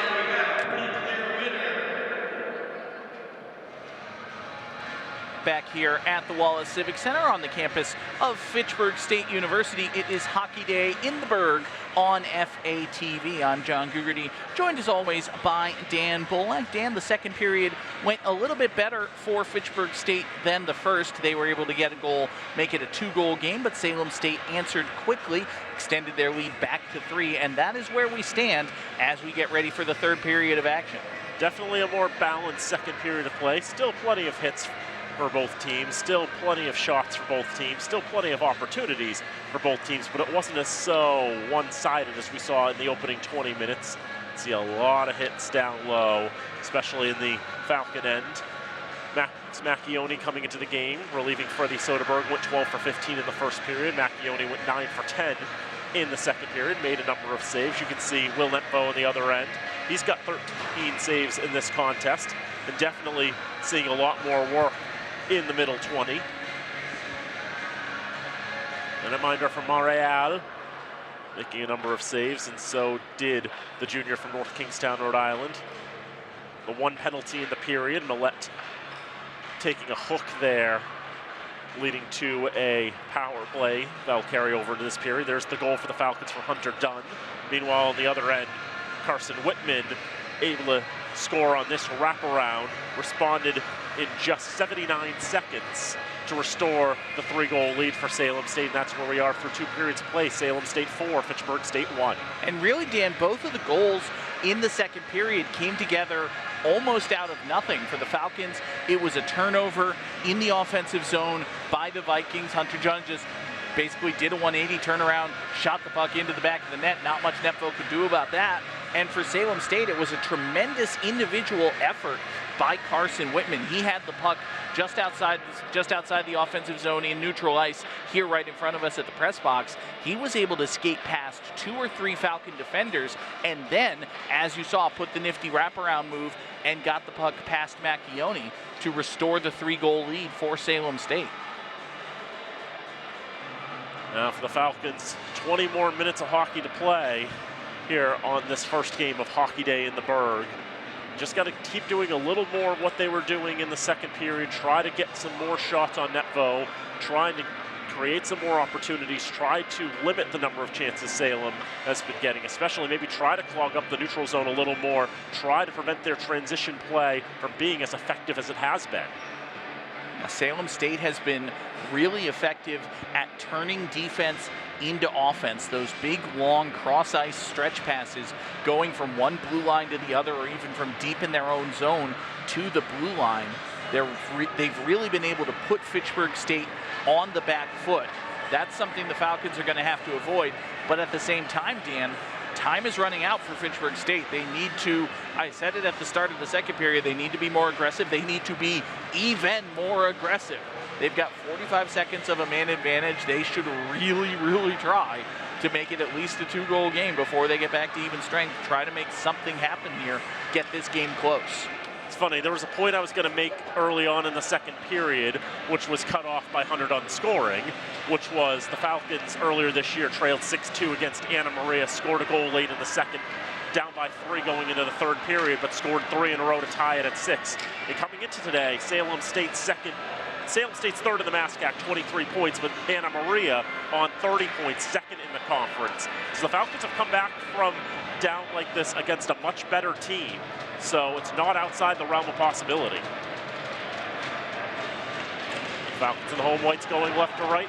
Salem and the road oranges going right to left. 20 more minutes of play here in game number 1 of Hockey Day in the Burgh. Clock set, although the penalty, actually a few seconds ticked off the penalty clock, I noticed. It should be 45 seconds, not 41. And so they're going to reset that right now. And now they've done that. Not sure how that happened. Somebody hit a button. That's fine. They fixed it. Falcons will take the puck back in their own end as they try to complete this second power play that they're on tonight. With 3/4 of a minute carrying over into this frame. Or Ryan Barrett's released from the sin bin. As that one sticked back into the Falcon end. Landing Redirex using his stick at the free hand to knock that along. Here's Eloan Orme-Lynch gaining the zone. 17 seconds to go on the power. Now Marcus Macchione with space gets the shot off. Kicked away by Netbo. Another shot goes off a leg in front and redirects behind into the left wing corner. Onto the right side, Dunn. Tried to get it to the top of the slot for Eloan Orme-Lynch. He couldn't hold on to it. Penalties expired to Barrett. Full strength are the Vikings. Netbo had to make at least one good save on that carryover power play. It's now on the left side, a hold and a shot. Nothing good on that. Nothing on that either from Chase Conlon. Here's Trent Skaggs up the center of the ice. Sticked away from him. Back into the neutral zone. Settled down by Barrett. Here's Marcus Macchione. He gains the zone. Trying to push it to his left. Can't be picked up by Jeremy Millette. Stretch pass for Zach Dill. He's got one defender on him, and Isaiah McKinney. Shot is gloved down by Macchione. Jeremy Millette tried to get it out of the zone. Kept it at the right point. Shot bounces towards Macchione. Then ends up going wide to the left side. Just in the neutral zone and thrown back in from the right side of the red line, so no icing. Macchione leaves for Skaggs, now for Isaiah McKinney. 1 goal on the season for the defenseman. It actually came against Salem State in the first meeting between these two teams and stood up as the winner too. Here is Sammy Rennick into the zone. Clearing attempt unsuccessful. A second attempt just sends it back into the left wing corner. Rennick now has it on the far side boards where he's pinned. 2 Vikings trying to win that. The third one will end up taking it, holding in his own end, stretching up for Henry Wilson. Wilson gains the blue, tries to back in along a collision there. Falcons might have been worse for wear on that. Jackson Collins went spilling to the ice, lost a stick on the way as well. Thrown into the slot, but nobody there for Salem. Falcons try to stretch it up ice, hits the backside of Jackson Collins. Picked up by Whitman, turns around, throws it towards goal. Macchione sticks it aside. It's been a bad 30 seconds for Jackson Collins. He takes a big check to the midsection, sends his skate skittering across the ice, has to go chase that down. Then his team's trying to clear their defensive zone, and he gets hit in the butt with the puck. Not fun times for the sophomore from Wake Forest, North Carolina. As Oliver Cookson trying to beat two Vikings, trying to split them both. That doesn't go to plan. Now Henry Wilson up ice on the near side. Gains the zone, trying to find shooting space. Jack Johansson right with him, not going to let him get a shot away. To the left point, Kinney moving it along into the corner. Now it comes back to Wilson. Threw it across with velocity to the other defenseman in Mitch Wilkie. He couldn't handle it cleanly enough on the first try, but the Vikings keep the zone time going. With the right side, Whitman loses it in his skates. Now finally spit out towards Macchione, and he's going to shut it down right here. Gives us a chance to let you know that FATV's remote productions are underwritten by Minuteman Press, Rollstone Bank and Trust, All One Credit Union, Unitil, Acme Carpet One, and the Sentinel and Enterprise. We thank them as always for their support. 16:19 to go, third period. Salem leads 4-1. Face off to the left of Macchione, won by the Vikings. A shot redirects several times on its way towards the direction of goal, but ultimately goes wide of the cage. Now to the top of the slot, held, and a shot is blocked. That was off the stick of Reese Francis, and all the way down it's going to go. Picked up by Wilkie back in his own end. Drop it behind the goal line.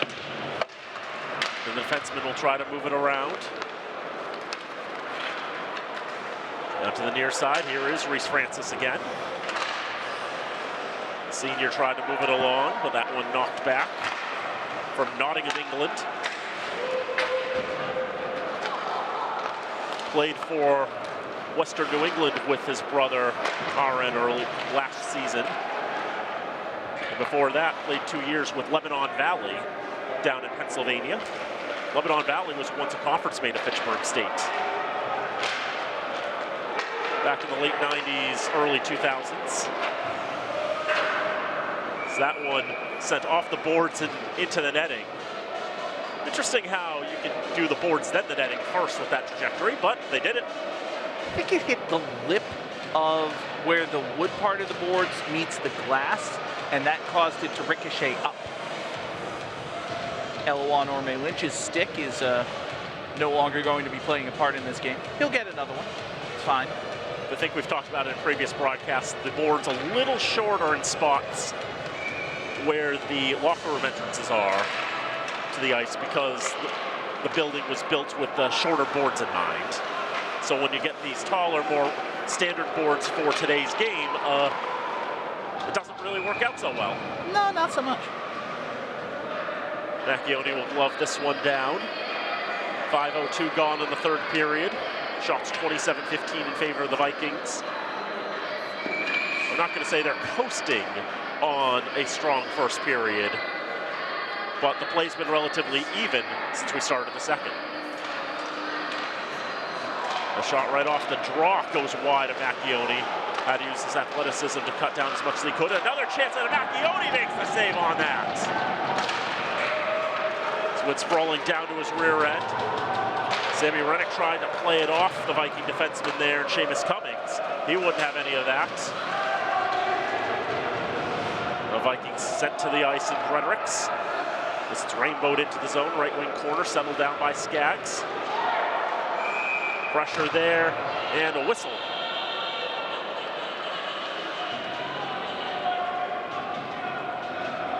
Trenton Skaggs went down to the ice. They're going to say that Keegan O'Donoghue had something to do with that was not consistent with the intended way you're supposed to play ice hockey. So he'll spend 2 minutes in his room thinking about what he's done. Falcons going to get their third power play of the contest. 0 for 2 on the day.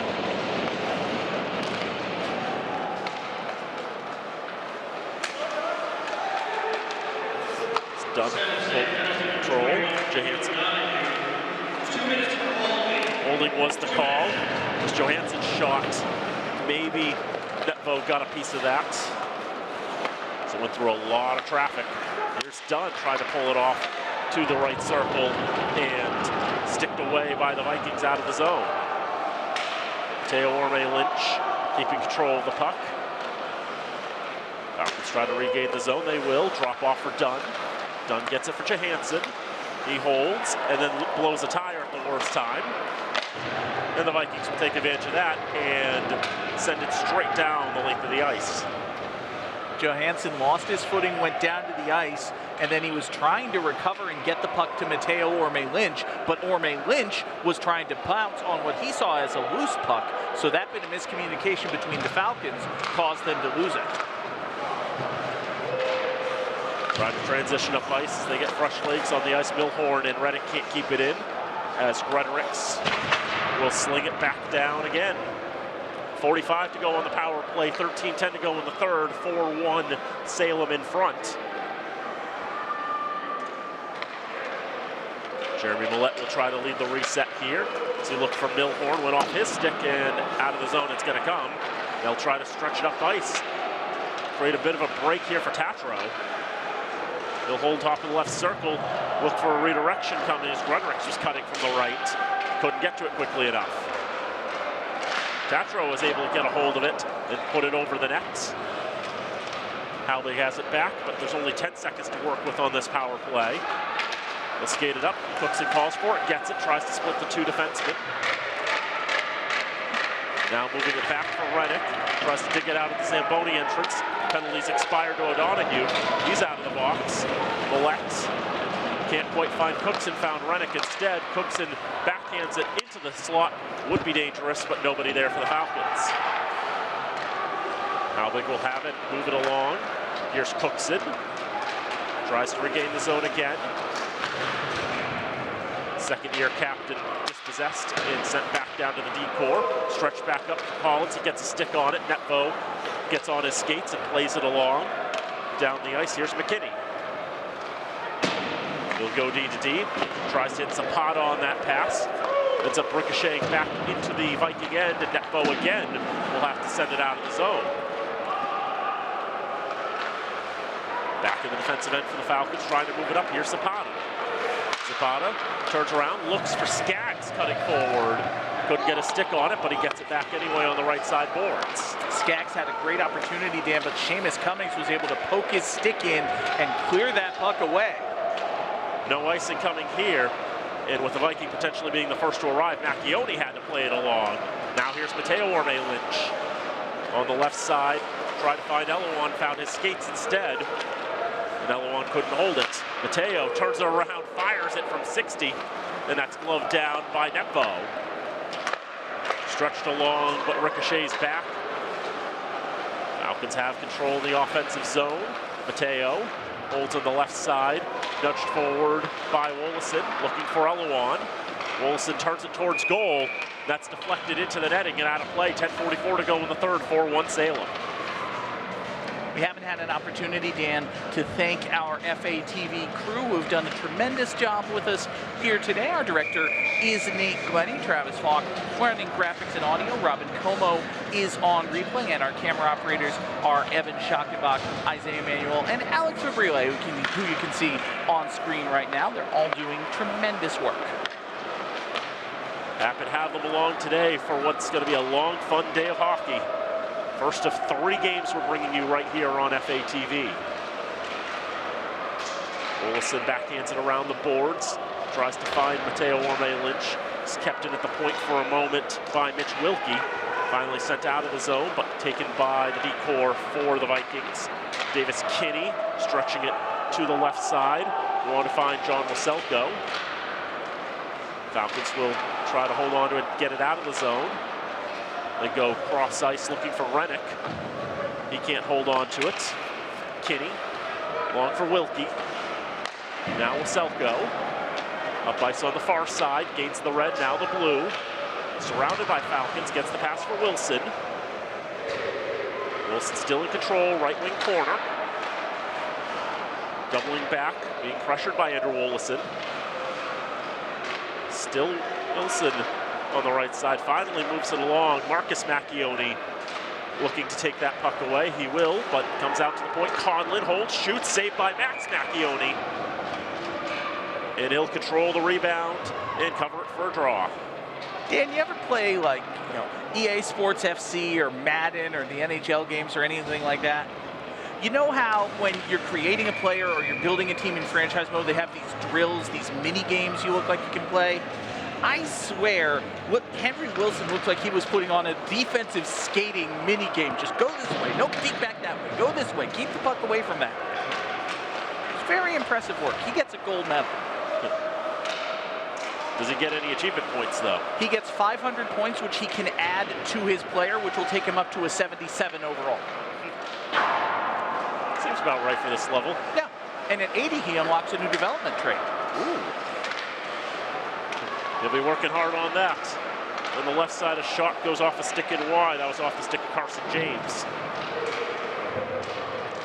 Falcon pinned against the boards, and play will come to a halt there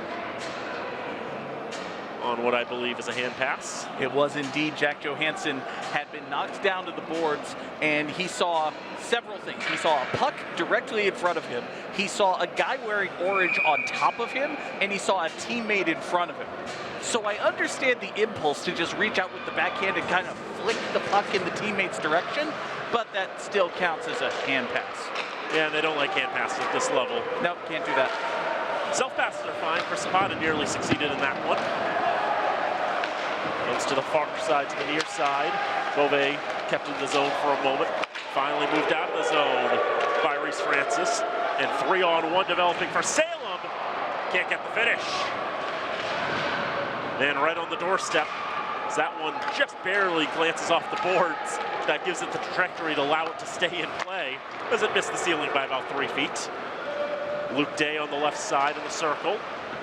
Going from left side to right. Tried to drop it off. No Vikings in that vicinity. Falcons moving up. Savidra not going to get to that puck quickly enough, but it ends up going right on target. Netbo has it covered, and because Savidra got that close to Netbo, we're going to forget for a moment that we're friends. We're all friends. We're friends. I have friends. I definitely have friends. 8:03 to go in the third, 4-1 Salem. Hasn't been a goal since 13:51 to go in the second, so we're a little overdue. Draw comes to the left of Netbo. Salem wins the draw, sends it off the boards, down the ice, and that killed about 8 seconds. We're that much more overdue.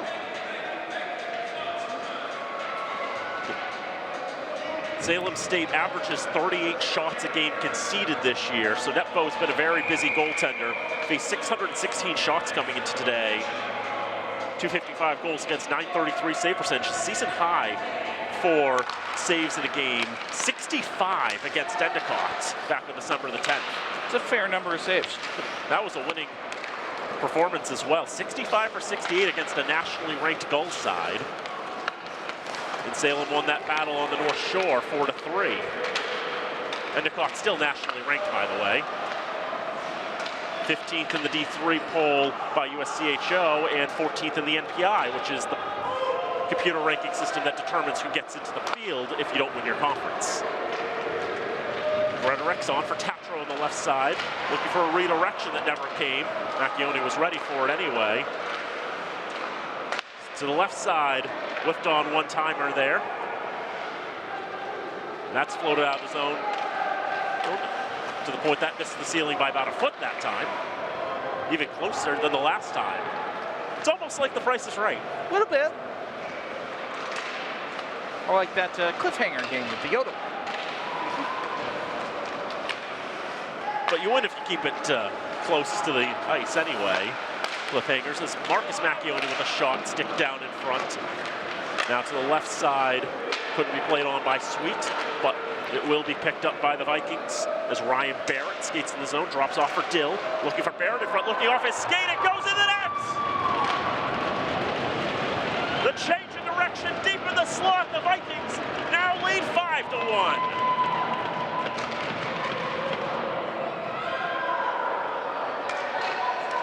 All smiles for Salem State as they go down the handshake line.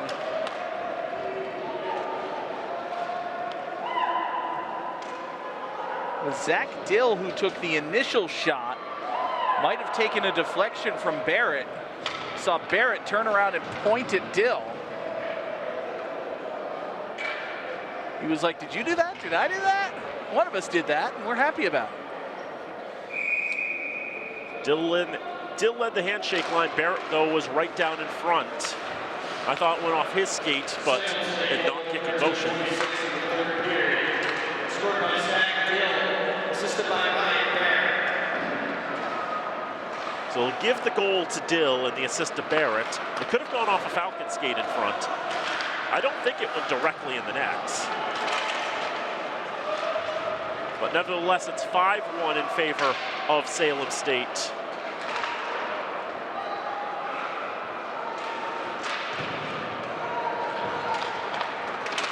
Falcons just trying to find anything to try to spark themselves. Under 6 to go in this contest. Trailing by 4 goals.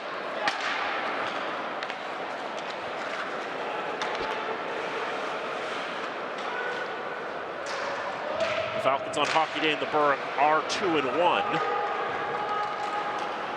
They beat Westfield in the first year, beat UMass Dartmouth in the third year, lost in overtime to Plymouth State in the second year, which is more impressive than you'd think because that was the only point that Plymouth State dropped in MassCAC play that entire season.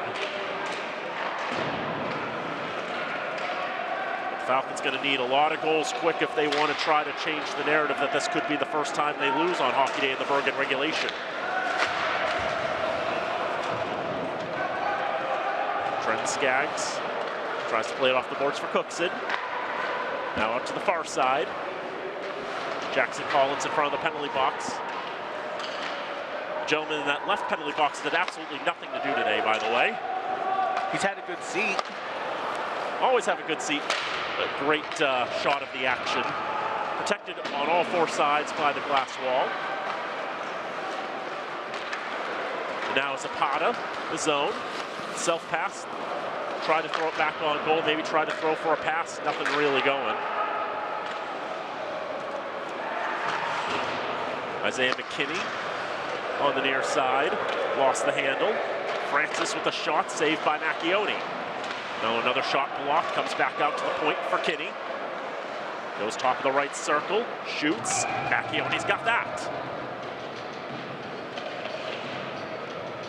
Shots in this period are 7-4 in favor of Salem State, and they've got the lone goal.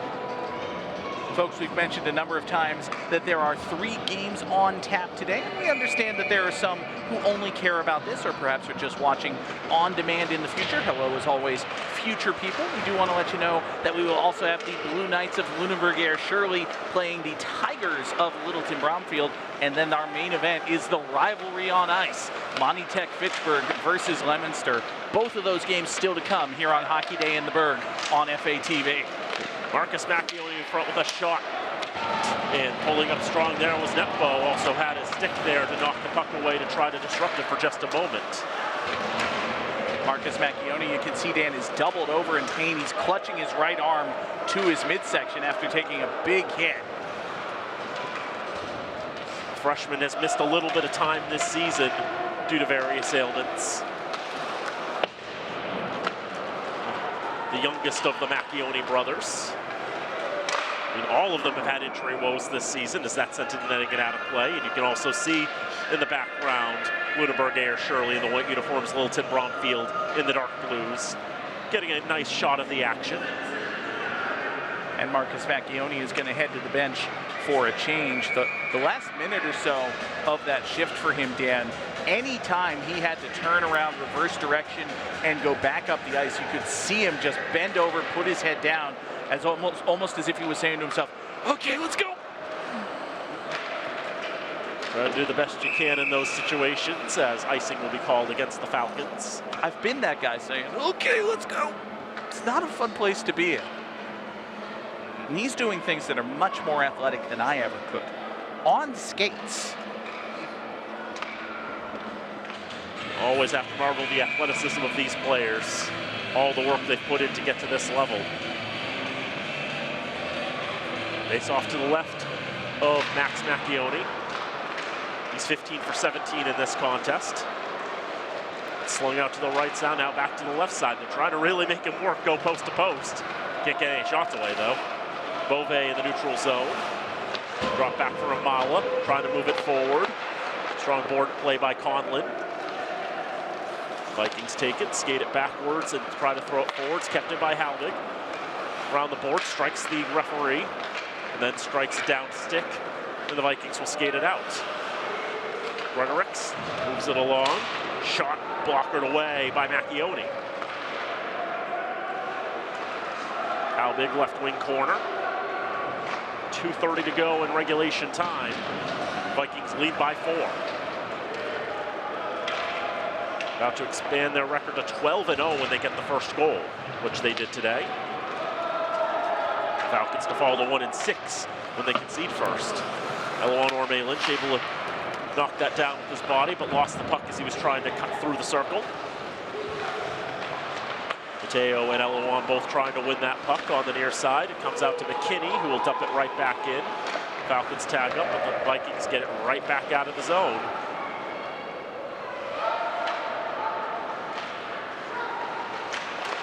Far side of the ice, and now Eloan Orme-Lynch rims it around. Mateo can't make it clean play on it. Now a takeaway by Eloan.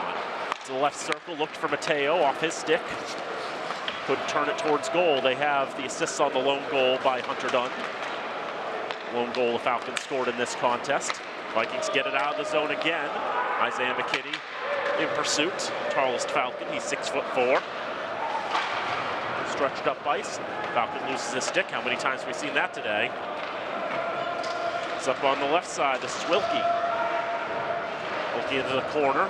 Lost the handle on it. Stretched down ice. And Saavedra trying to win that foul shot. Save, rebound! And that's stopped as well by Nepo. 2 great chances for Saavedra. Now backhand shot. Scores!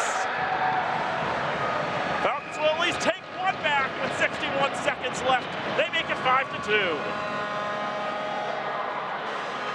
Marcus Macchione will lead the handshake line. Jack Saavedra had a number of opportunities. He was denied on every one by Nepvo. But you see Macchione grab the loose puck in front, turn around with the backhand, and he's able to beat the goaltender to the bottom right side. Left as he's shooting at it. It's only the 5th game this season that Jack Saavedra has played in. Played very well against Keene State in the game up at Keene. Icing called against the Falcons.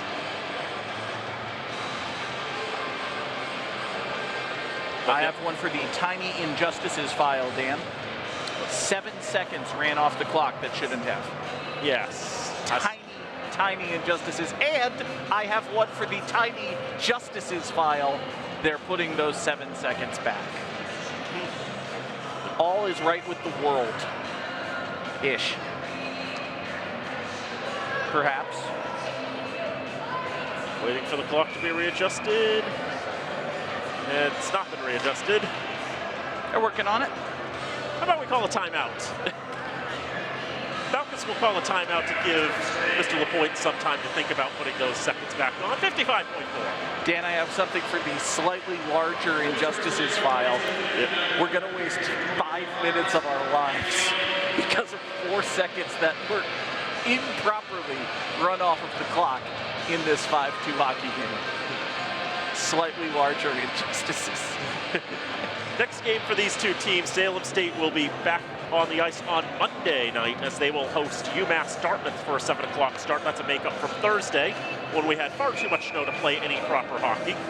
Meanwhile, Fitchburg State currently scheduled to be back in action on the 13th right here at the Civic Center as they'll be hosting Plymouth State, the top team in the conference, for a 6:30 puck drop.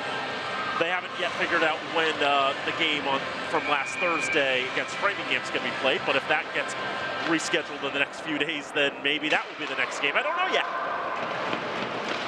Draw one by the Vikings. They'll throw it towards goal, but it goes wide to the left off the boards. Falcons try to dig it out. Kept in by Day, whose 3rd goal comes as the winner. 3rd goal for the Vikings, it would stand. This goal currently stands as the winning goal. Viking gets dumped to the ice. Falcons have the puck. Here's Milhorn. through the paint, comes out to Halbig, he blasts it. Someone has to wear that one. Comes back to Halbig, he'll try a second shot, stopped by Netbo. Rebound in the slot, Falcons can't get on that quickly enough. Johansson keeps control, now comes out to the point, Halbig. Through a lot of traffic, and way too many bodies. Netbo on his wallet. Extra attackers on for the Falcons, by the way. So they had 6 skaters on the ice. They pulled Macchione for the extra attacker. And they'll get another draw with 8.8 seconds left.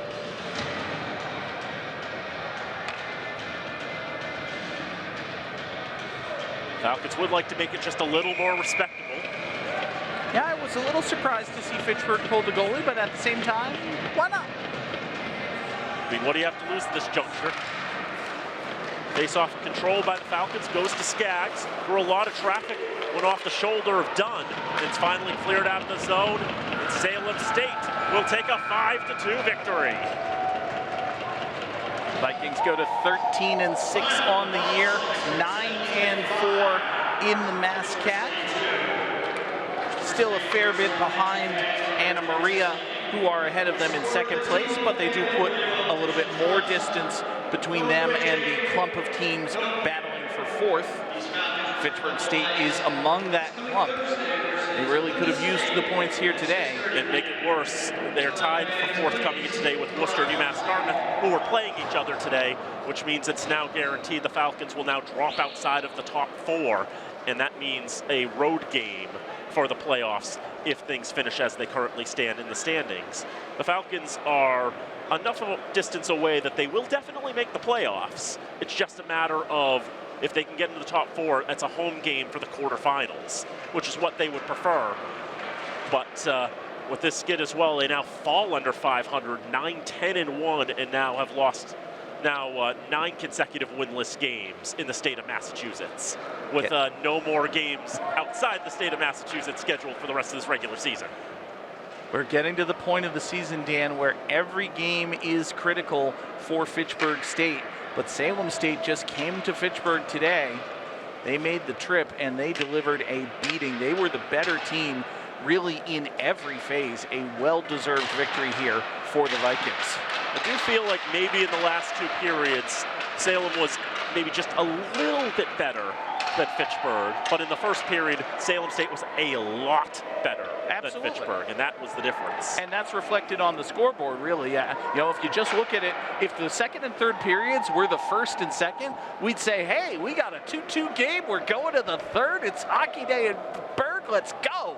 But they had already played a period before that, one which the Vikings dominated and put 3 goals on, so it's a 5-2 final, actually. And to go back to our previous tie of we're all friends here, we see a couple of Vikings join a few Falcons in the end-of-game prayer circle. We are all indeed friends. Most of the time, it's just Falcons in there. I remember a couple of Framingham State Rams joined in the prayer circle last year. But this year, this is the first time I've seen a couple of opposition players join, and that's always nice to see. I always love to see the camaraderie between these teams. So credit to Luke Day and credit to Carson James for joining in the prayer circle today. They exchange handshakes with the Falcons in there, as well as we thank our tremendous crew who did fantastic work today. Our director, Nate Glennie, Travis Falk, operating the graphics and audio in the truck. Robin Como was our replay operator. Camera operators were Evan Schackenbach, Isaiah Manuel, and Alex Fabrile, who did fantastic work as well. Dan, your final thoughts? Just a matter of the Falcons found the consistency in the play that they needed to in the final 40 minutes to stick with Salem, but unfortunately too deep of a hole. And it really was just to keep themselves level with the Vikings. Just playing that bad first period really did them in, and it's another loss on the ledger as the Falcons fall below 500. We will have 2 more games coming up for the folks watching us live, but for those, again, who were only watching the Fitchburg State game, or those future people, hello to you. We will sign off for now. For Dan Bullock, I'm John Gugerty saying thank you so much for being with us. We will see you next time right here on FATV.